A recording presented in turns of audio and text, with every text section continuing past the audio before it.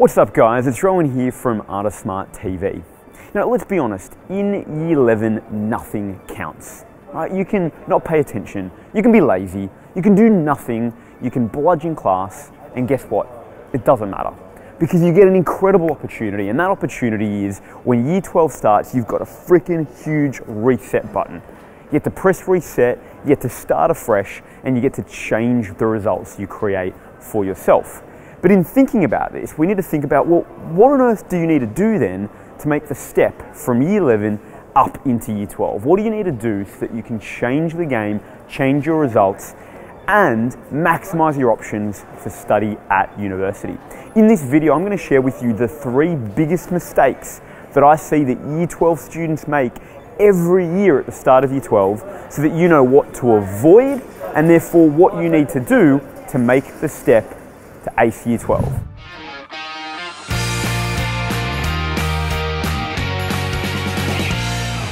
So mistake number 1 that students make when they start year 12 is they fall behind on their study notes.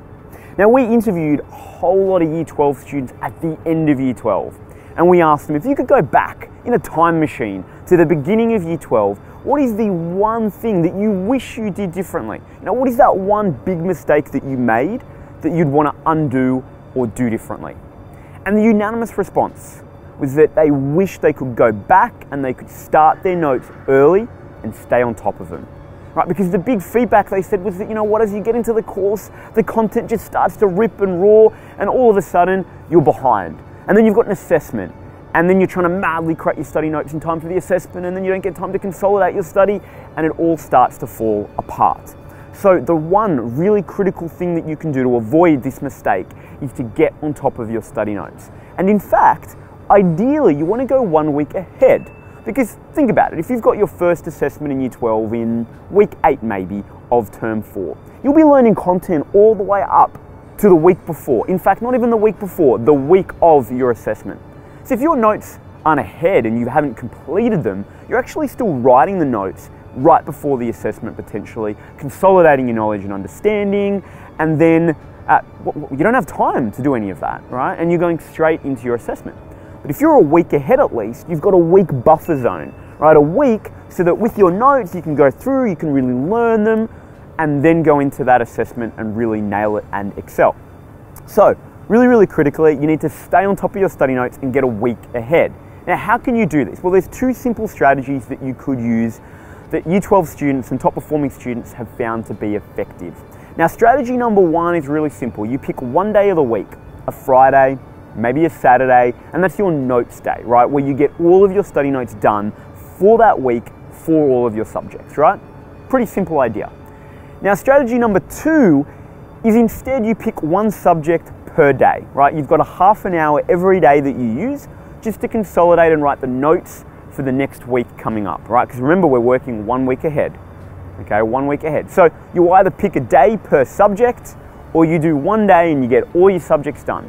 But that's the simplest way that you can stay on top of and actually get ahead of your study notes and avoid mistake number 1 that students make when they start year 12. So the second biggest mistake that students make as they start year 12 is that if they do write their study notes, they don't integrate HSC questions into those notes. And in fact, this is so critical, but only 1% of students ever actually do this. And look, the reason it's so important is that, number 1, ultimately, while you might have written study notes, how well you're going to go in the exam is based on your ability to apply all of that content and knowledge that's stored within those notes to specific questions. And so you need to actually, as you're learning the material, think about how you could apply it and practice applying it. Now, additionally, at the moment when you've written your study notes, how do you know if they're any good? Honestly, you won't. What you'll find out, perhaps unfortunately, after the exam, because you'll sit in the exam and you go, wow, I don't know that, I don't know that, I don't know that. You'll get your results back much later on and you'll think, man, my notes actually sucked. I missed all these key things. So by integrating a question into your study notes, for every single syllabus dot point as you go through your study notes, you're integrating a HSC question. What that's showing you is, are my notes any good? Am I actually responding? Am I covering the content that's required or not? So it's a great way to check the quality of your notes before an exam rather than find out afterwards. Now, the second reason it's also really powerful is that a lot of students find, that in theory they would love to do lots of practice papers before an assessment. And then reality hits, time is short, and you get nowhere near as many past papers done as you would like.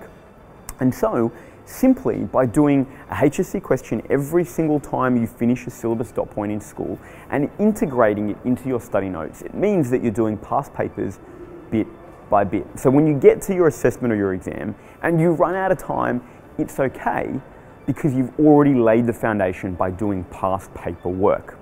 Now finally, with the new HSC syllabus in play as well, this strategy of integrating HSC questions as you go into your study notes is even more critical.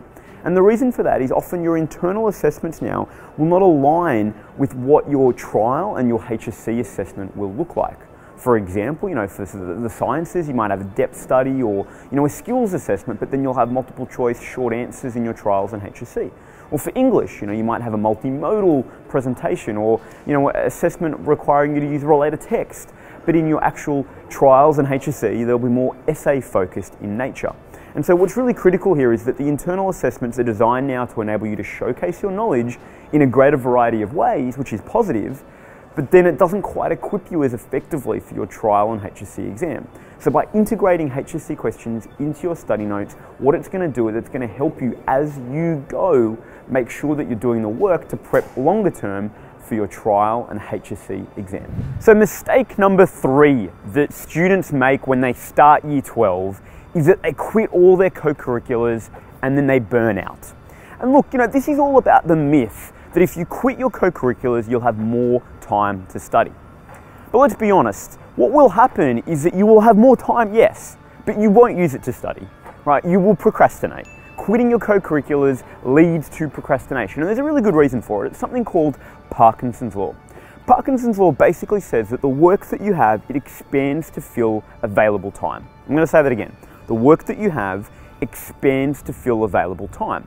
So what this means is if you quit all your co-curriculars, you have all this time now, and so you start having a really powerful excuse to procrastinate. You say, well, I've got lots of time to do this. I'll chill out for a little bit. Oh, I've got plenty of time to do this. I'll go watch Netflix for a little bit.